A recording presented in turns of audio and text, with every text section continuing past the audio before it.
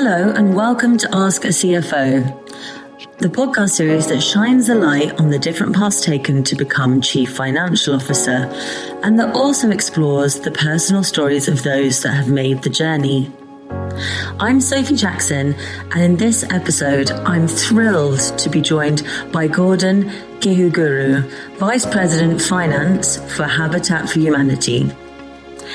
Gordon has previously worked for many prominent not-for-profit organisations such as Save the Children and Oxfam, and his last role was as CFO at Management Sciences for Health. His unconventional path beginning in humanitarian work before moving into the finance function has given Gordon unique experiences and viewpoints that I'm excited to dive into with him today. First of all, can I ask you to introduce yourself before we go into your origin story? Okay, my name is Gordon Kihuguru. I am in my mid-50s. I've lived and worked in very many continents, all of them probably. I am a blended family of 5. I have a partner, and between us, we've got 5 kids. Wow. So to kick us off, can you tell me a little about your early days, where you grew up, where you went to school, before we think about those first steps that you took on your career journey? Okay, so I'm from Uganda. So that's really English speaking, and then it's also British trained. So most of my early days were really focused around what a typical British person may be doing in their country. We were doing exactly the same thing, just different exposure, same curricula. We all went to school. And, back in the day, I think that generation of our parents and ourselves was pretty different, was very tight. It was focused around community families. So your neighbors, parents had responsibility over yourselves. We had no fences between us. We pooled to school. We have maintained friendships when we're children to now. And it's very different to how I see my children grow up in environments with walls and controls and that sort of thing. So you grew up with a strong sense of the collective. Amazing. And then tell me what inspired you, what made you begin to take the first steps on the journey to the amazing career that you've had? And are there traces that you can look back and see, okay, that was one of my first inspirations, or that set me on my path? I think I would say that all of my big shifts or moves in my life have been either guided or directed by a mentor. So I would say to anybody that, really important for people to have some relationship with people they look up to and can speak to. And they don't have to be your age mates. They can be even far older than that. So I would say most of my inspiration has always been through talking to mentors. And sometimes that can be your uncle, or it could be just somebody you look up to, you have access to. And so traveling started out with a conversation I had with one of my uncles who had been living in many countries, including the US and the UK, and then parts of Africa. So, just trying to understand why they do what they do. And the more I did talk to them, I felt in my heart that my future was going to be one that would be not about staying in one country and just being okay with that. So really wanting to learn more about what's possible outside the boundaries of where you've been,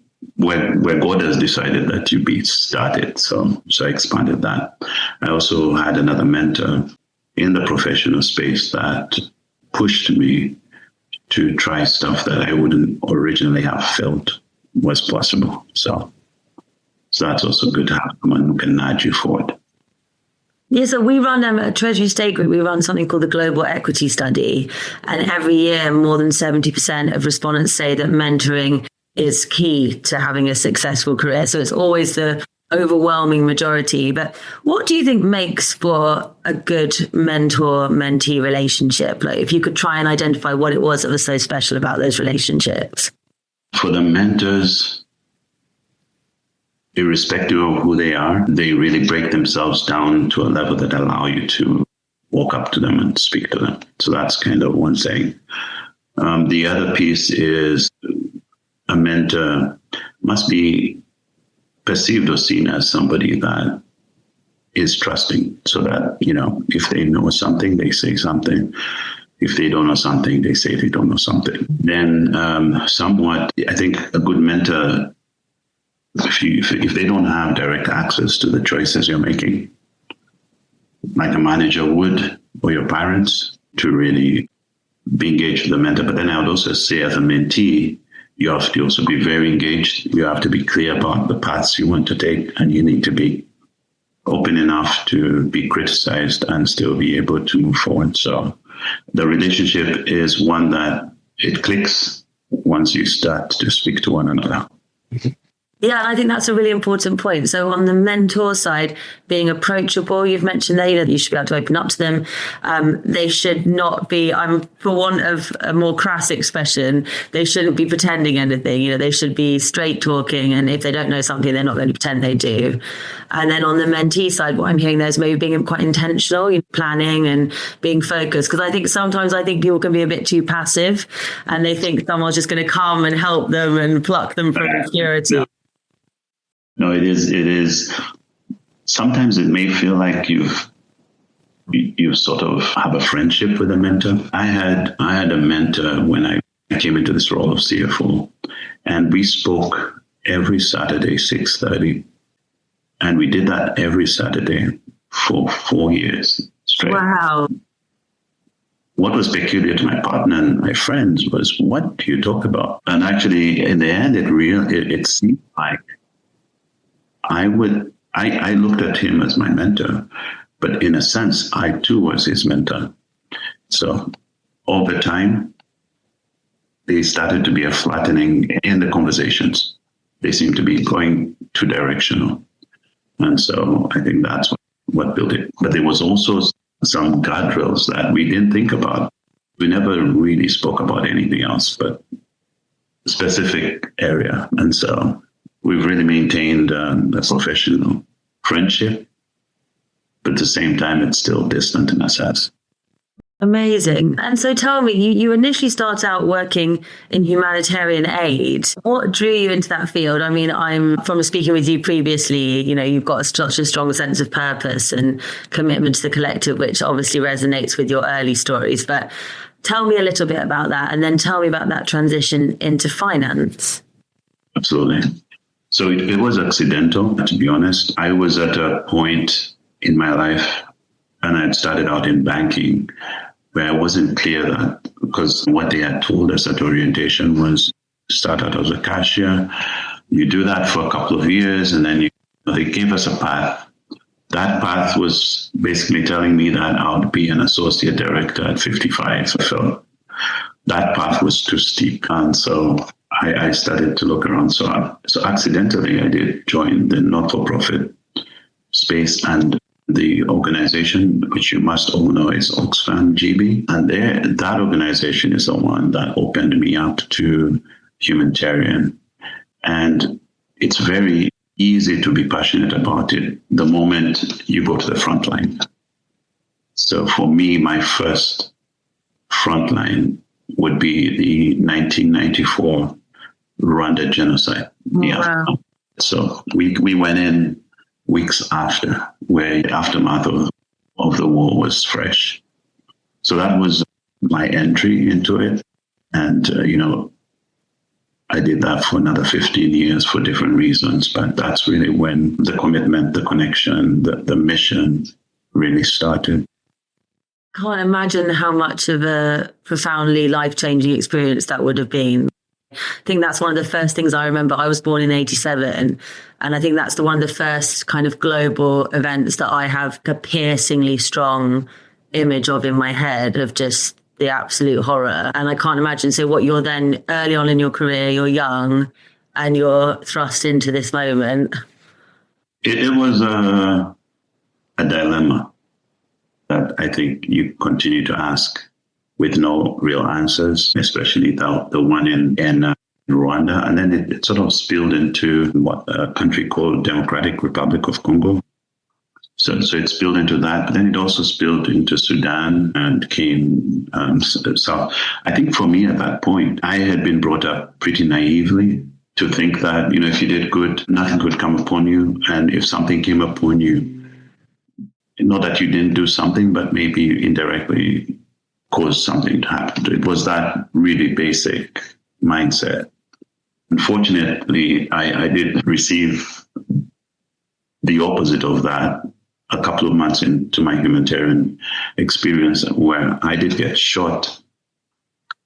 Fortunately, not killed because I'm talking to you, but quite significantly in Sudan. And that was just being in the wrong place. With the passion that we have, we're not mindful about the risks that directed at us. So if you're in a humanitarian vehicle or you're protected by a brand, you feel safe. But actually, that's no longer the case. And so there was exposure there. So I had to think about whether that was the path for me. And so I did a couple of adjustments just to make sure, that doesn't happen to me again. But at the same time, you still couldn't control the different forces that you're exposed to when you're doing humanitarian work. So it shifted even more when I got children. I sort of slowed down taking the risks, started being selective about where I would serve, but with the same goals. Yeah, you're still so, and I mean, now you're in this amazing new role as well that we're going to talk about later. But tell me then about how you started on your path to where you are now. What was that journey like, transitioning away from, as you put it, being in the? I mean, I was going to say the firing line. I didn't realize that was quite so literal in your case. So thank you for sharing that story with us. Yeah, absolutely. I started out as an accountant. So that was the risk. And back in the day, in the 90s, there wasn't electronic ways in which you could move money. So money was moved from a bank account to someone's pocket in the field. That's how simple it was. But we did, after accidents like mine, then there was some changes that were made. But in general, I could say, if I could summarize, I did a lot of that frontline for a couple of years. And I did that in at least, I think, 4 different other countries. There was a crisis in Sierra Leone. So I was a part of supporting that. And then I went to Afghanistan just after Taliban took over in the late 90s. And I was in Afghanistan before, when the Taliban were there, when they were taking over, when Bush declared war against the perpetrators of 9/11. I was there as well. So there was that, but that was all pre-children. When I started to get children, then the responsibilities and the balancing of one's security sort of came in. And so I started to move a little bit away from the high-risk countries, but I still focused on, and that's when I moved to kind of a regional, multi-country. With that experience now, trying to translate that across different countries was sort of my focus for another 15 years. And I went into corporate shared services, which was a big program I did in the Philippines for an organization that's actually based out in Atlanta. And then from that, I really started to move into corporate from that point on. I came to management sciences. There were so many transformations that we were able to achieve together. I was based in Nigeria, but then moved to the US. And yeah, so I did enjoy my service with management sciences, which, by the way, I've moved now. So I moved from DC now to Atlanta, where I'm the VP Finance for Habitat for Humanity.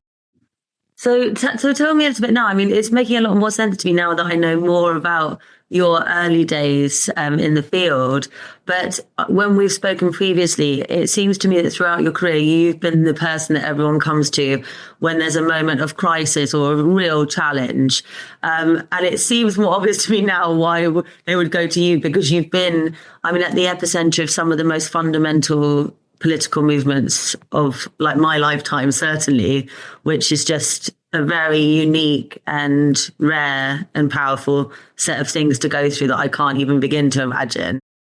So tell me, what do you think it is about you that makes you so effective in those very high pressure environments? And how do you look after yourself in those instances? Yeah, I think now it's clear that we're most successful when we know how to work through people.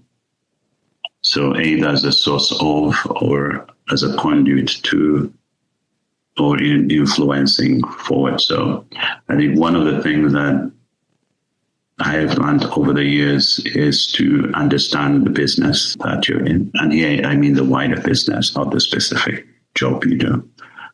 And then try to make that connection with, what are those strategic things that really transform. So rather than just thinking about what we do every day, is what can we change fundamentally today or tomorrow? And for me, it was clear that if you invested in people, the transformations, they actually follow through.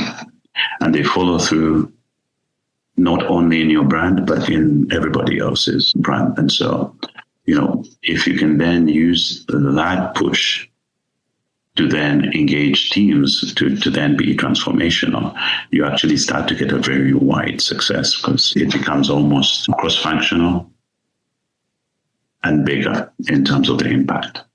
So you could say I'm usually called upon when there's a significant shift that's needed, but done in a manner that respects change management and understanding the transitions of people.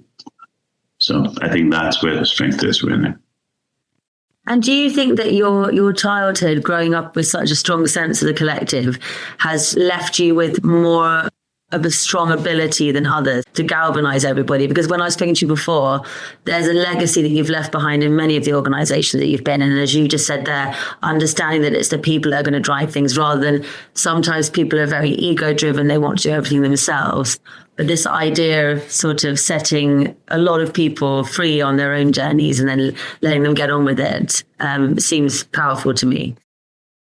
That is from the power of the community. You're correct. And I think specifically my father, he was a dean of students at one of our prominent Ugandan universities called Makerere University, Kampala. And as a scholar, I saw how he connected with the rest of the students and how he always brought them to a single message.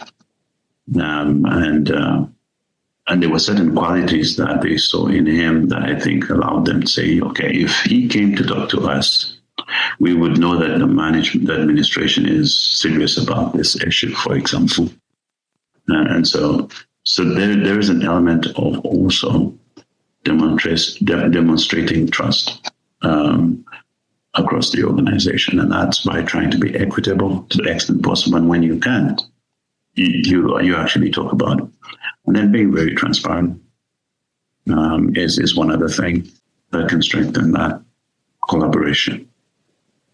Amazing. And when I speak with other finance leaders, we think about what's this path to the top in finance. And sometimes there's what I would say a conventional route.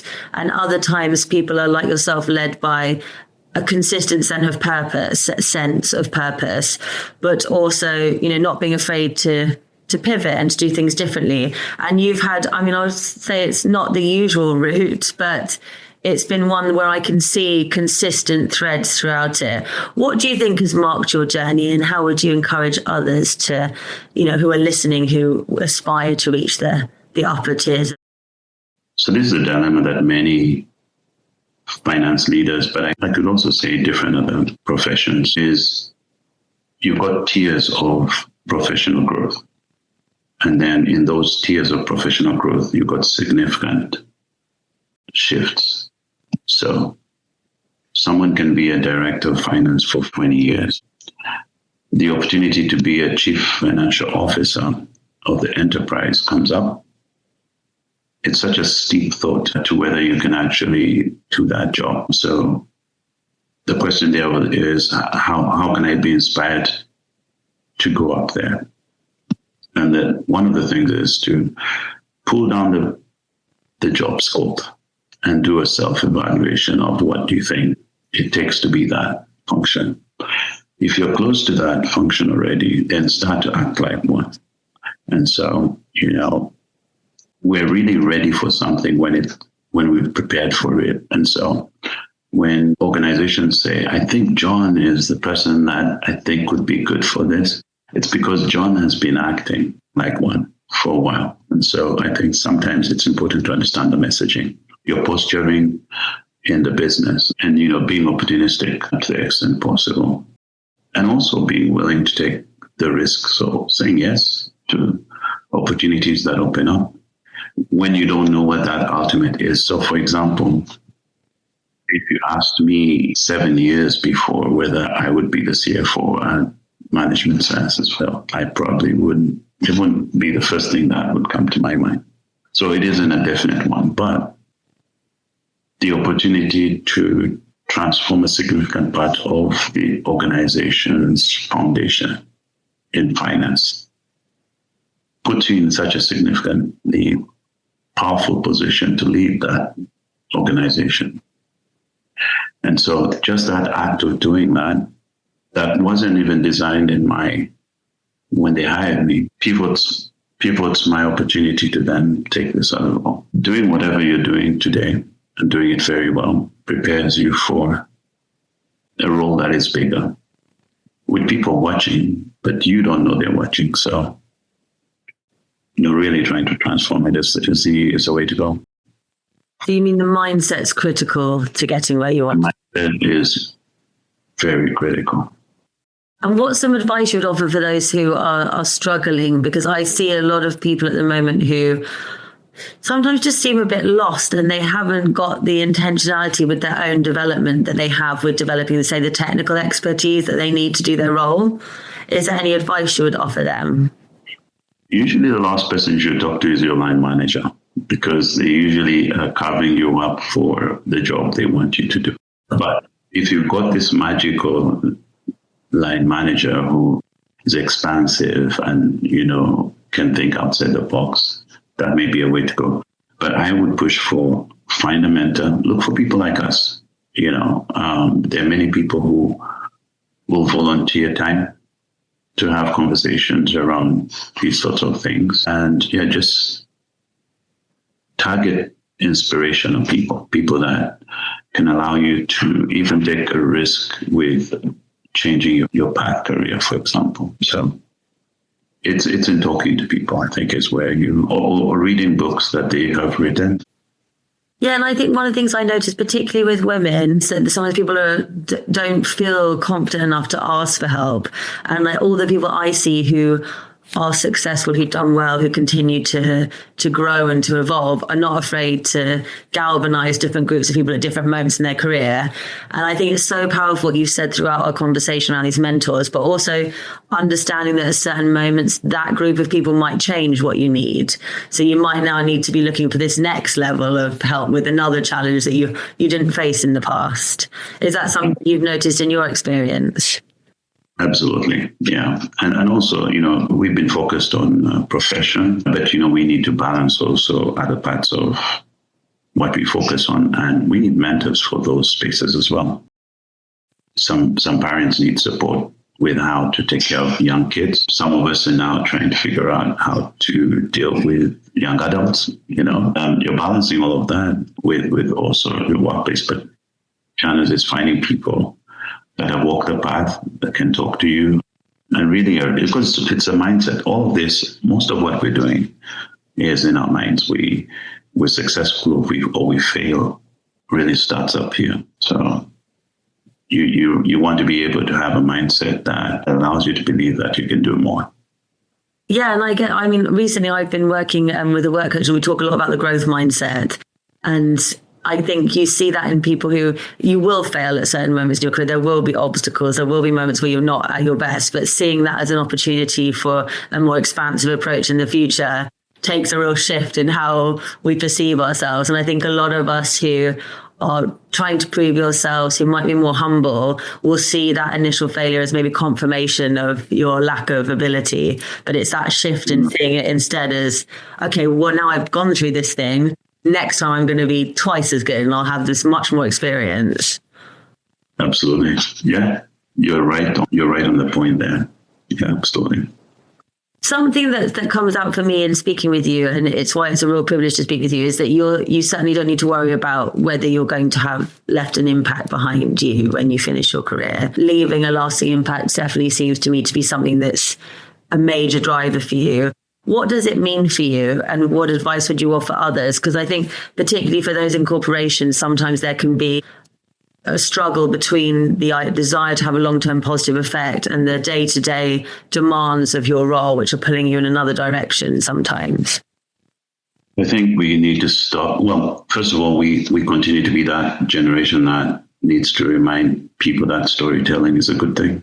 So I would say if you've got a significant experience, I think if there's ways in which you can share that, I think that can go a long way. Sometimes, we wonder whether what we do, to what extent has that got a return to everything that you sacrificed. So that's a balance, I think, also that sometimes we reflect on later in life, right? But I think at the end of the day, it's important that you feel good about what you have done, whatever size that is, small, big, and that you've done it to the best of your ability. So if that's the only regret, then that's fine. Excellent. And when you look back over your career, what are some of the major standout moments for you? Be that, as we mentioned, challenges that we've learned from, or moments that you feel very proud of?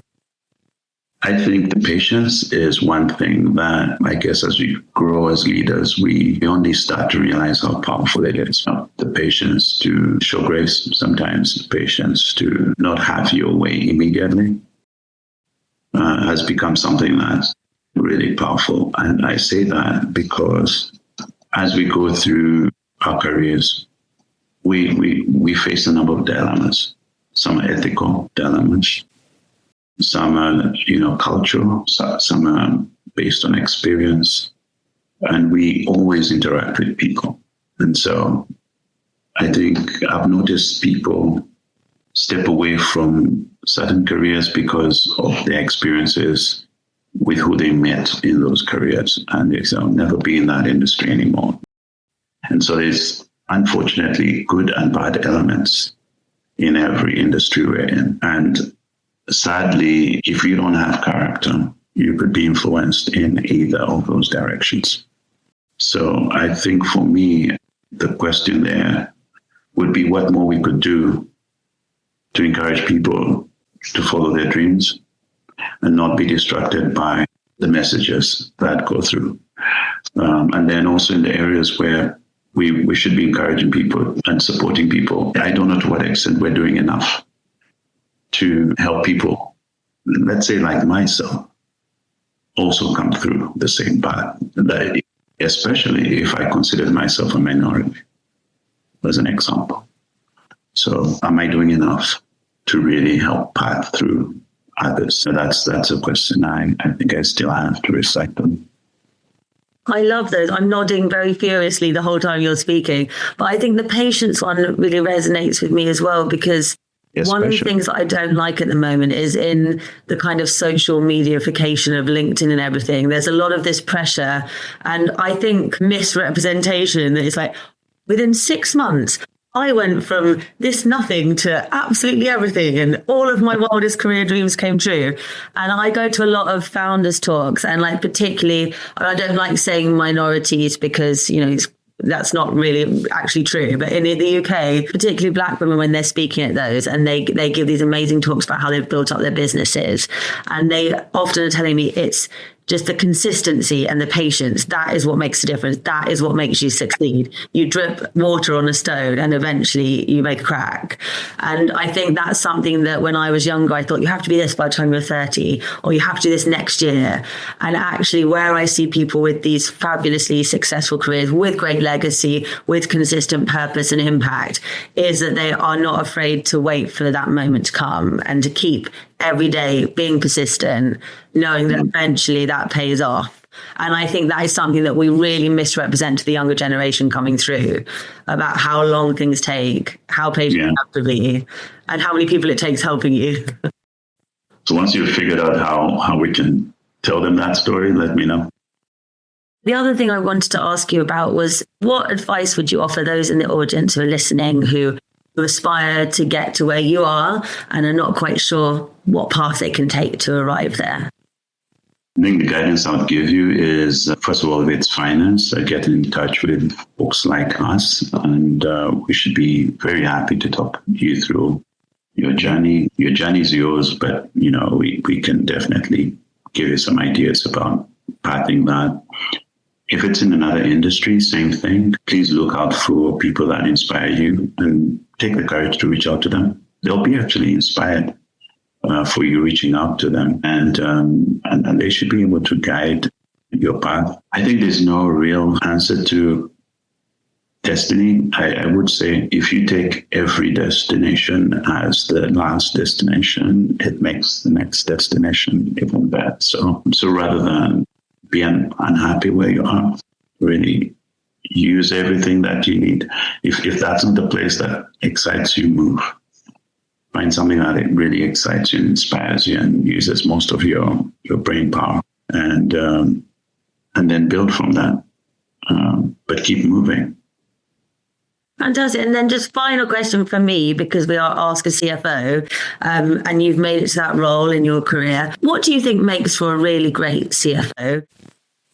So technically, I think they should be very competent in that space. They should also know how to, by that time, they should know where to find very strong leaders to work with them, whether it's in the corporate controller's office, treasury, accounts payable. Just make sure that you've got really strong people on top of that, people first.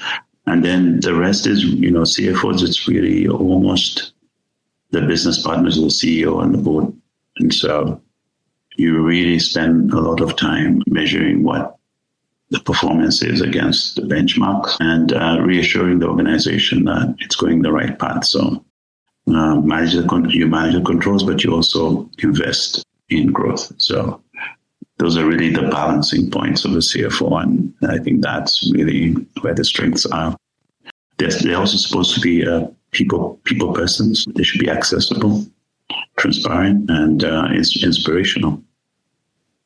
I am just so thrilled that we could get you to take part today, and you can share your very awe-inspiring, amazing journey. I mean, I can't believe some of the things that you've told me that you've been through, and you have the most calm aura at the end of it all.